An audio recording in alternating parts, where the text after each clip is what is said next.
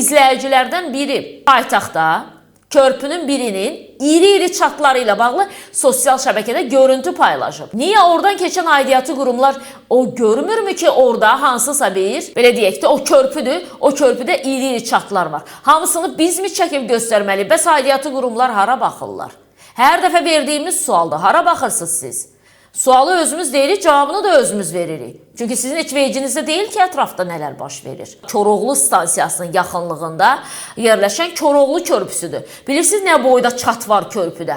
Kim bunun qarantiyasını verir ki, zəmanətini verir ki, körpü uçmayacaq və oradakı maşınlar oradan üstdən aşağı düşməyəcəklər. Kimsə orada ölməyəcək. Kiminsə orada illərlə əziyyətlə qazandığı, aldığı maşınına ziyan dəyməyəcək. Uçur da körpü, day, uçması necə olur ki? Hər biriniz, hörmətli nazirlər, icra başçıları, idarə rəhbərləri, bələdiyyə sədrləri, hər biriniz bir ailənin başçısısınız. Hər birinizin övladı var.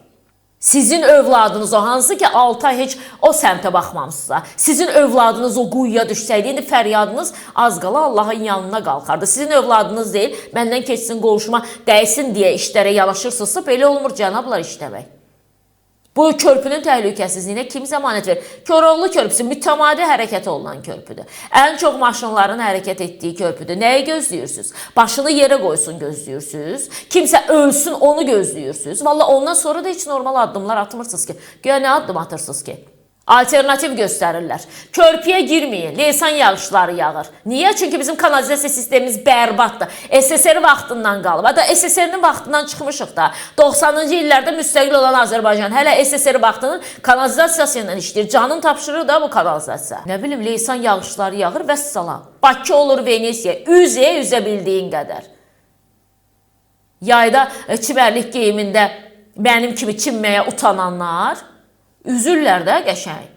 Bir dənə qayıq lazımdır. Üzləsən gözəl, nə gözəldir Bakı mərkəzində Venesiya. İmkanımız yoxdur onsuz da Venesiya gəzməyə. Elə Bakı mərkəzində Venesiyada da bundan yaxşı, bundan gözəl şərait nə ola bilər? Və əlləri ciblərində gəlirlər problem həll eləməyə. Əl nə qədər cibdədirsə problem həll olmayacaq.